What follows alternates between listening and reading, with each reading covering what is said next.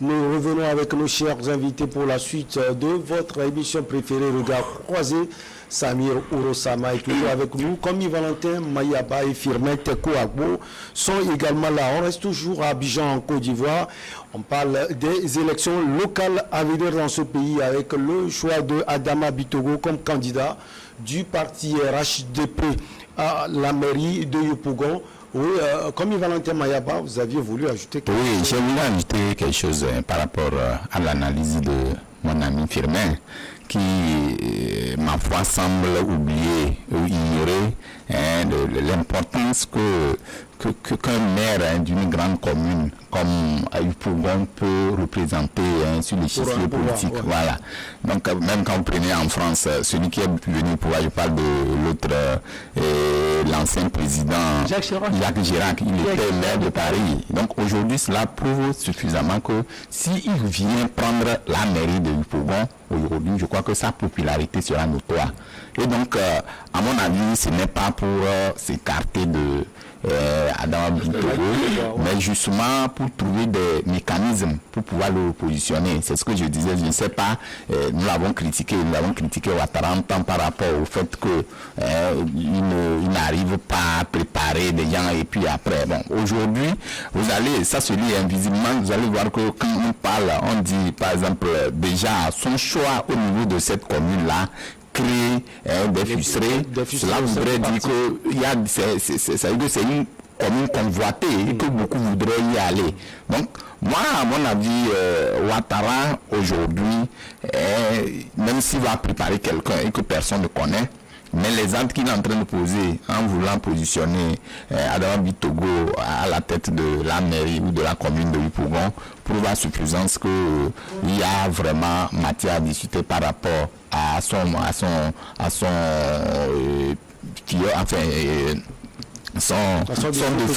défunt. Donc aujourd'hui, je pense que Adama Bitogo doit montrer, il doit laisser ses rancœurs, les rancœurs qu'il a eu de par le passé. Il y a eu des dysfonctionnements entre lui et le président de la République. En tant qu'un stratège politique aussi, je crois que dans les bastions du pouvoir de HDP, c'est des gens influents, c'est des gens aussi qui ont les moyens, qui peuvent aider Ouattara demain à asseoir sa politique.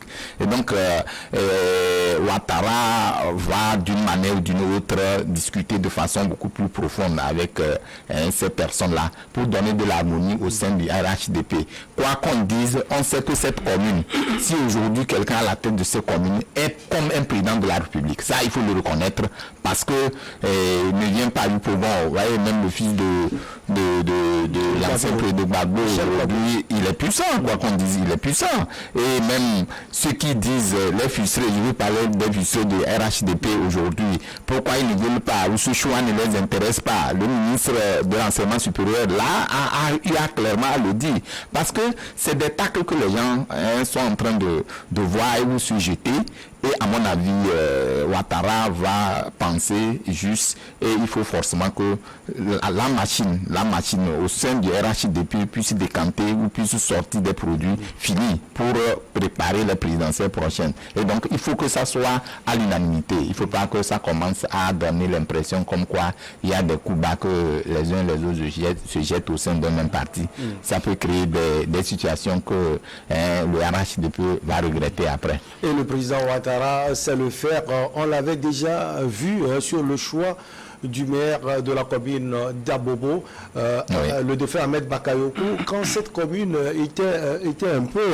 on a vu des proches de Soro, Guillaume, un soroïste, qui voulait prendre les rênes de cette commune. Le président Ouattara a su jouer le jeu. Oui, Firmin Teko Agbo va chuter avec la Côte d'Ivoire. Oui, il a su jouer le jeu. Je voudrais dire deux petites choses. La première chose, c'est par rapport à ce que Samir Ourosama a évoqué tout à l'heure, en disant que quand Ouattara a choisi Adama Bitogo, il y avait une certaine dissension au sein du parti. C'est normal parce que Ouattara, c'est un fin stratège. Il s'est divisé pour mieux régner. Et l'autre chose, vous savez, Ouattara, les chefs d'État comme Ouattara n'aiment pas des gens populaires. quand vous êtes avec lui et que vous êtes tellement populaire au sein du parti et au sein peut-être dans tout le pays, vous le mettez mal à l'aise. Vous le mettez mal à l'aise. Ce n'est pas une question. C'est ce qu'on avait vu avec Ahmed Bakayoko. Ahmed Bakayoko, vous le mettez mal à l'aise et il cherche à creuser votre tombe. Vous le politiquement bien sûr, donc vous le mettez mal à l'aise. Vous avez fait une très belle analyse, mais sauf qu'elle n'est pas pragmatique. Ouattara, c'est un fait stratégique, ne l'oubliez jamais. On ne met pas mal à l'aise un dictateur. Quand vous le faites comme ça, il cherche à vous écarter. Ouattara veut être le seul à contrôler la Côte d'Ivoire. Il ne veut pas d'hommes célèbres, d'hommes populaires. C'est ce qui est arrivé à Guillaume Soro. Guillaume Soro se croyait toujours puissant, alors qu'il avait oublié que Ouattara était le seul qui avait les clés du pouvoir, que lui, il ne maîtrisait rien, que lui n'avait rien par rapport au pouvoir. Donc c'est pour ça que Ouattara a tout fait. Donc on l'a mené à sortir du pays et puis on lui a interdit de revenir au pays. Et il y a aussi l'autre chose que vous ignorez, c'est ma deuxième observation. Ouattara n'a pas confiance aux Ivoiriens. Le problème de l'ivoirité, Ouattara n'a jamais pardonné ça aux Ivoiriens. Ouattara n'a jamais confiance aux Ivoiriens. Il sait à qui succéder, à qui remettre le pouvoir. Ouattara ne va jamais remettre le pouvoir à un certain Adama Bictogo ou à un certain Guillaume Soro. Adama Bictogo aussi serait d'origine burkinabé. Oui, mais c'est-à-dire, il est tellement ancré. Il est tellement ancré, le sang ivoirien ancré en lui, la pratique ancrée en lui. Ouattara, celui en qui il a en confiance, c'est des gens qui sont tellement proches de sa famille ou des gens qui seraient de sa famille. Vous voulez parler de Télé Birama, le ministre de la Défense, c'est des gens comme ça. Donc les Buk Togo, Ouattara, ne font pas trop confiance Ouattara ne leur fait pas trop confiance. Donc Ouattara, c'est un fait stratégique, il réfléchit. N'oubliez pas ce que Ouattara a fait au Gbagbo, à Bédié, à Guillaume Soro. Il sait que ceux-là ne lui ont pas encore pardonné.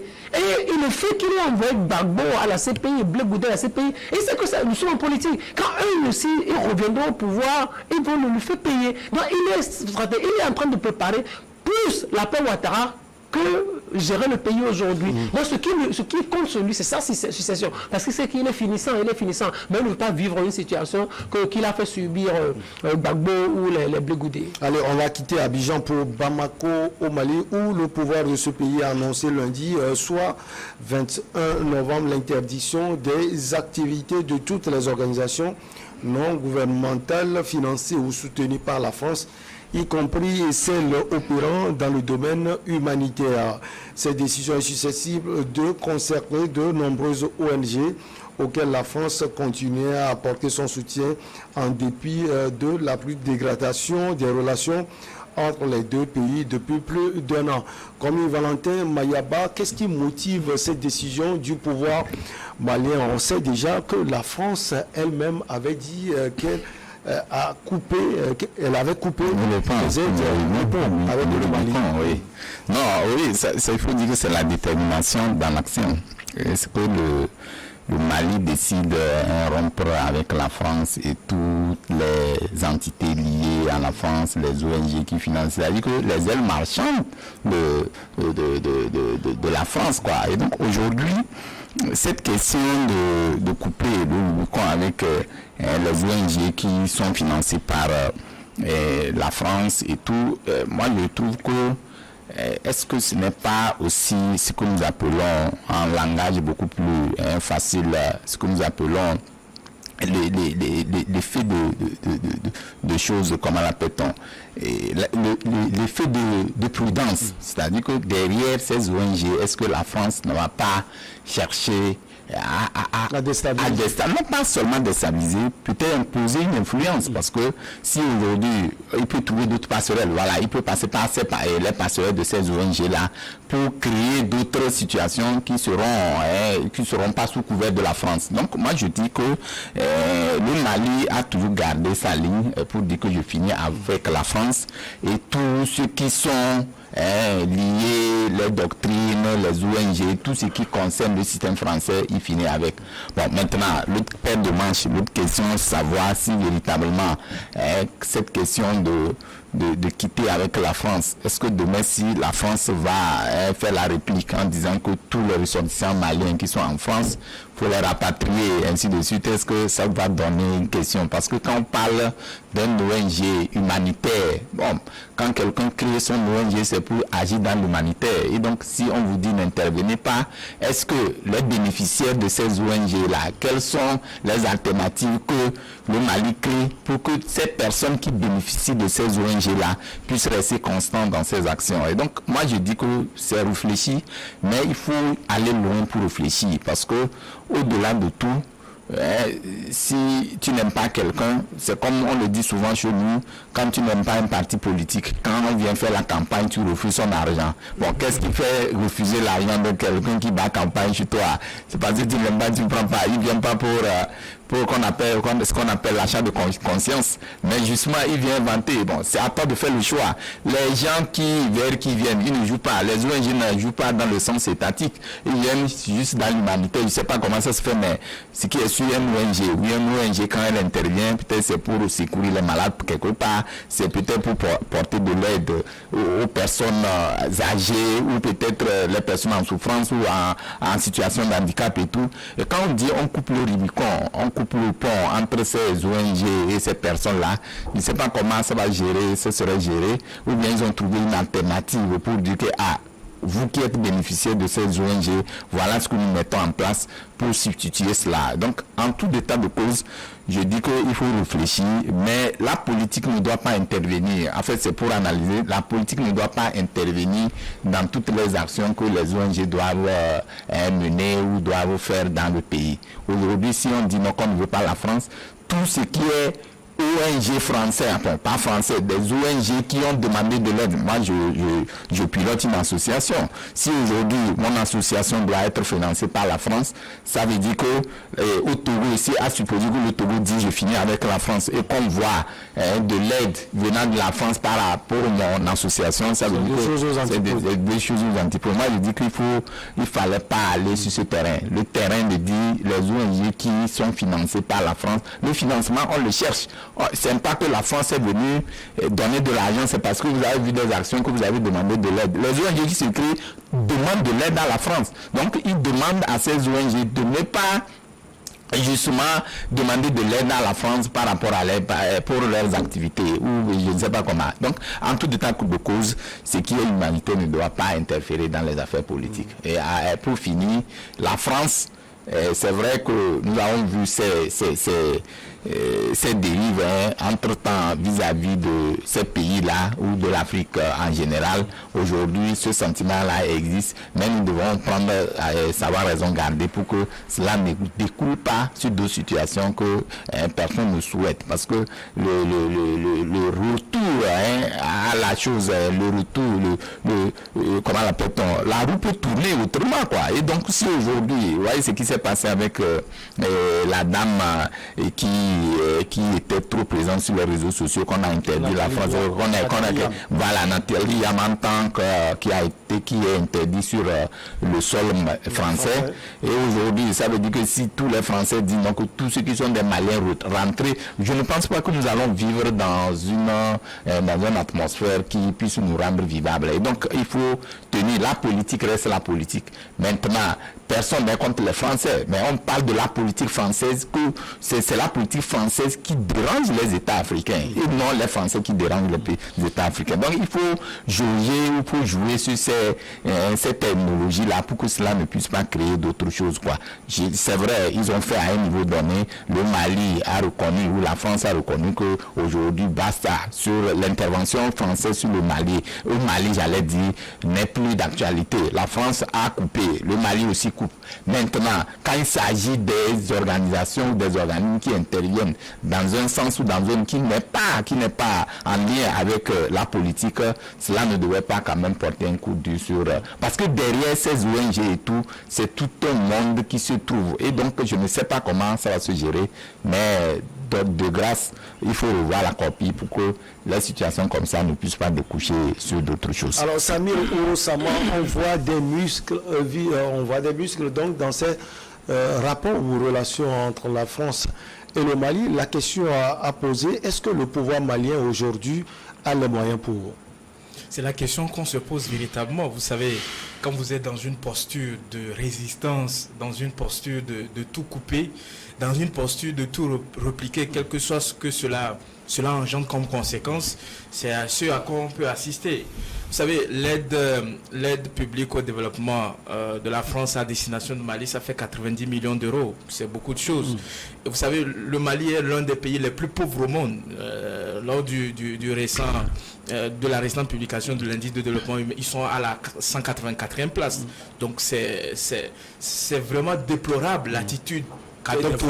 Moi aussi, on le voit. Vous savez, vous êtes obligé de collaborer avec les instances internationales. Vous êtes dans un monde global, dans un monde planétaire, dans un monde qui tourne 24 heures sur 24 et vous avez des institutions qui sont présentes dans votre pays, vous envoyez vos représentants dans ces institutions. Donc, moi, je ne peux que me fier à ces publications qui permettent de mesurer un peu le développement et le niveau de pauvreté de nos États africains.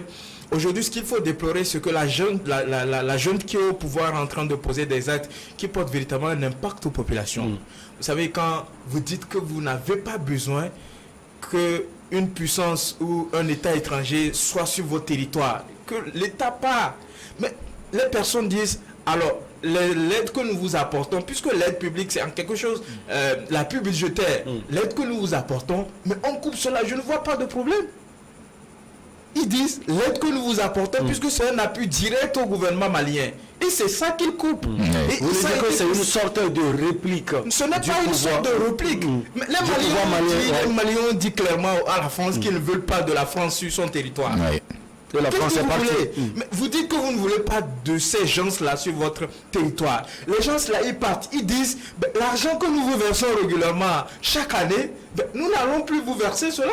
C'est simple que cela. Et ils disent que, mis à part cela, l'argent que nous investissons dans votre pays sur le plan humanitaire, nous allons continuer toujours à l'investir à travers les organisations comme Oxfam, comme Handicap International, qui ne sont pas, contrairement à l'analyse du doyen, qui ne sont pas des ailes marchandes de la France. Ce sont des organisations qui interviennent véritablement dans des domaines comme la santé, où on organise véritablement des opérations chirurgicales, où on aide les populations maliennes qui souffrent d'un certain nombre de pathologies, où ils n'ont pas cette technologie-là de pouvoir régler le problème de ces personnes-là. Moi, je trouve que la position qu'est en train d'adopter la junte malienne va porter préjudice aux populations maliennes. Aujourd'hui, quoi qu'on dise, malgré la présence des Russes sur le territoire, malgré le départ des Français, la junte n'est pas en mesure de nous dire à ce jour, à l'instant où nous discutons, qu'ils ont une maîtrise totale du territoire malien. Surtout le nord. Donc, vous voyez, donc moi, en tout cas, je suis... c'est bizarre leur attitude. Aujourd'hui, ils sont au pouvoir, demain, peut-être, ils ne seront plus là. Vous avez vu les trucs de fierté nationale. Il faut qu'on dépasse ce stade. Si nous voulons véritablement être indépendants économiquement, il faut qu'on se mette au travail. Vous avez vu ce que la Guinée a causé. Sékou Touré à l'époque, il disait je préfère la pauvreté qu'à la souffrance, qu'il faudrait être indépendant, la fierté nationale.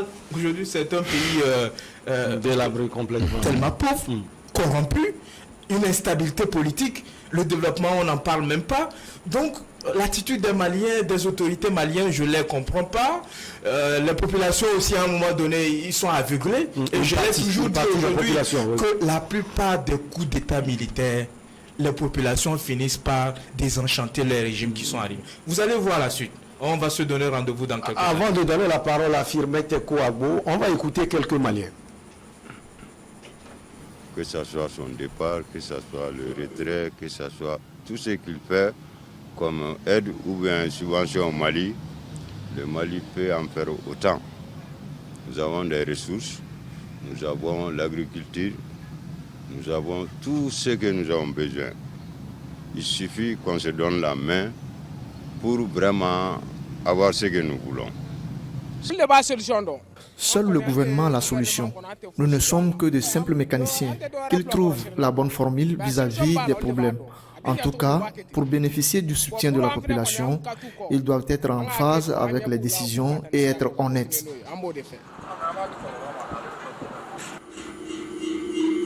Alors, Firmin Tekou Agbo, vous venez d'écouter certains Maliens.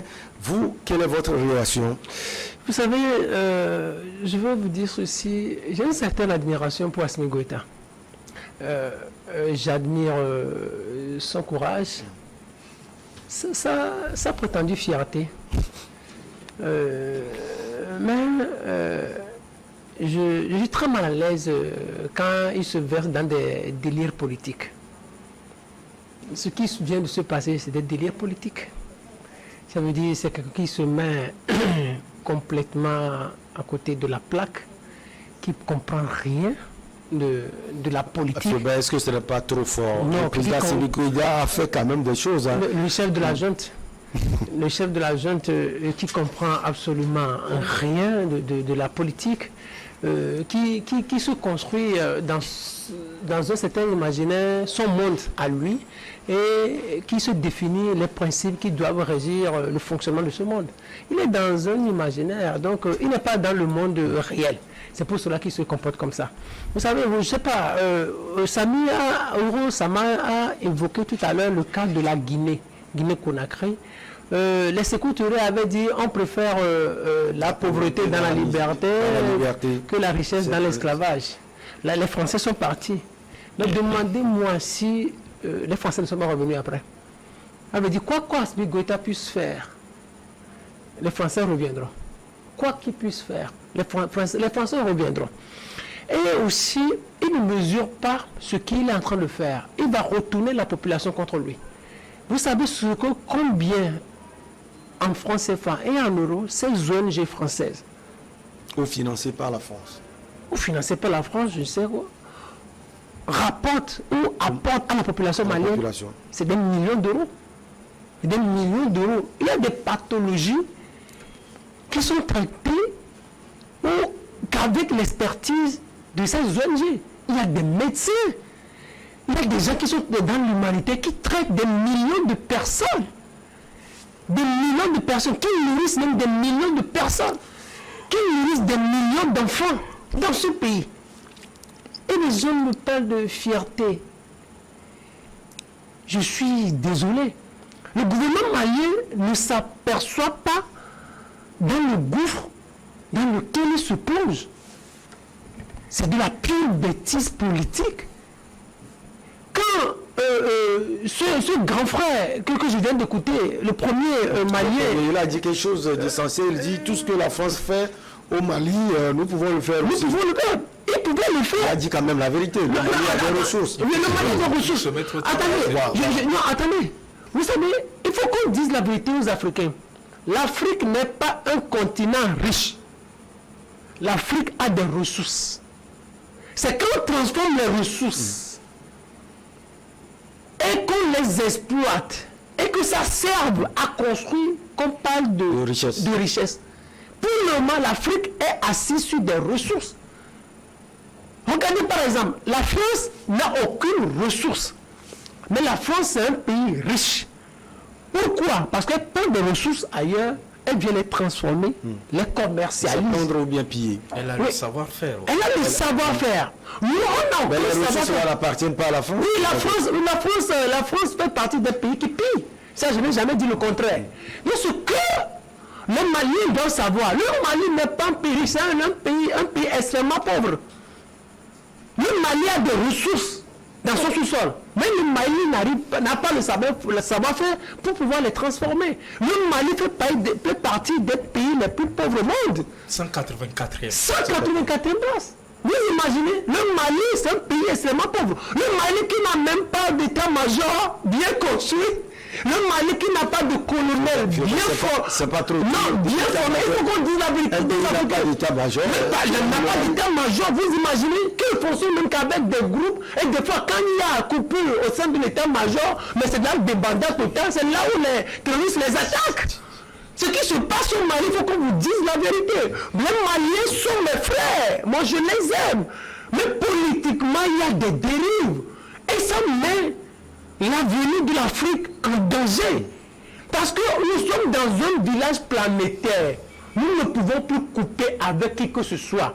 Il n'y a pas de meilleur blanc. Il y a le problème, c'est comme les chrétiens disent, aujourd'hui, il n'y a plus juif, il n'y a plus togolais, il n'y a plus français, il n'y a que chrétien. C'est ça. Vous imaginez, aujourd'hui, ce n'est plus une question de Maliens, ce n'est plus une question de Français, mais ce n'est qu'une question de citoyens du monde. Citoyens du monde, on a besoin des Français, les Français ont besoin de nous. On reconnaît tous que les Français nous pillent.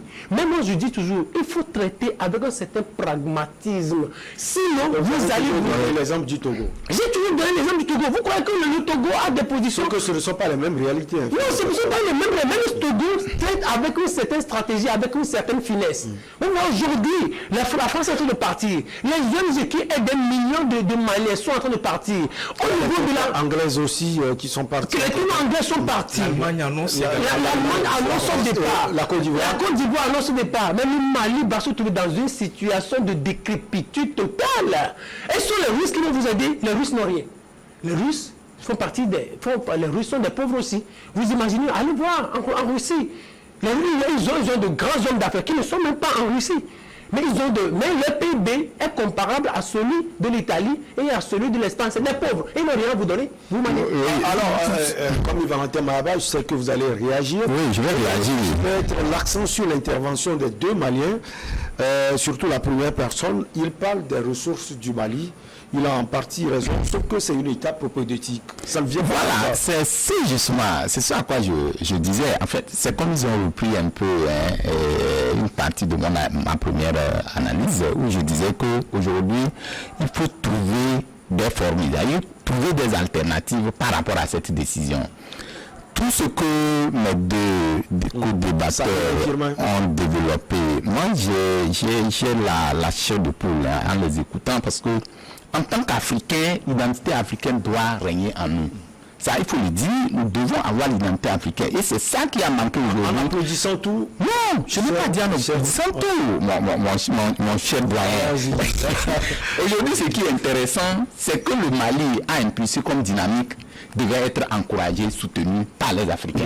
Soutenez-les. Oui, non, je ne dis pas toi. C'est justement pourquoi je dis, si nous avons cette façon de réfléchir, nous serons toujours un continent qui serait toujours en avant, qui serait toujours en retard par rapport aux autres continents. Vous avez dit quelque chose de très intéressant en reprenant, disant que non, nous avons les sous-sols, nous avons les richesses, nous sommes assis sur les richesses. Pourquoi est-ce que nous ne pouvons pas les transformer? Dis-toi de toi à moi, pourquoi est-ce que l'Afrique ne peut pas transformer ses propres matières?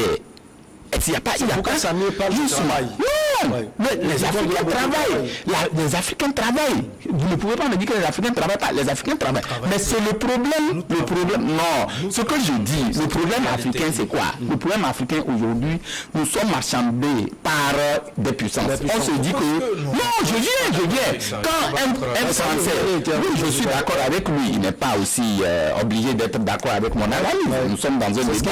Voilà, la richesse du débat. Aujourd'hui, ce que je crois, et je pense que le sentiment que développe l'Afrique, le Mali, par rapport à la position de la France dans ces États-là, devait être soutenu par les Africains. C'est une nouvelle dynamique. C'est vrai que, je l'ai dit en nuançant ici, qu'il y a des positions trop tranchées. Trop tranchées. Là, je suis d'accord. Mais ce n'est pas autant pour dire que sans la France, le Mali ne peut pas vivre ou sans... Non, le Mali ne rompt pas avec toutes les puissances militaires. Le Mali, oui, c'est ce que je dis. Aujourd'hui, par exemple, le Mali ne dit pas qu'il va vivre en autarcie. Il dit non, la puissance avec laquelle je traite ne fait pas mon bien. Il faut que je change de partenaire. Est-ce qu'il y a un problème? Il y a débat dans même ce avec débat. Les aides au développement. Non, c'est pourquoi je dis les aides au développement, je l'ai nuancé. J'ai dit, oui, non, je n'ai pas dit ça non plus. Je dis Par exemple, aux aides au développement, par exemple, les ONG qui s'est créées, ce n'est pas la France qui a créé les ONG. Les ONG peuvent être des ONG français, mais ça ne rentre pas dans le courant politique de la France. Donc ça veut dire qu'une ONG qui intervient dans l'humanitaire, qui intervient dans le social, qui intervient dans la santé et tout, on ne peut pas du jour au lendemain dire que non, si vous avez un financement de la France, il faut forcément que vous savez, on nous attend pour le journal, on va marquer la pause. Mais là que je revienne. On revient, oui. On va parler encore. Vous avez parlé 30 secondes. La pause pour le journal.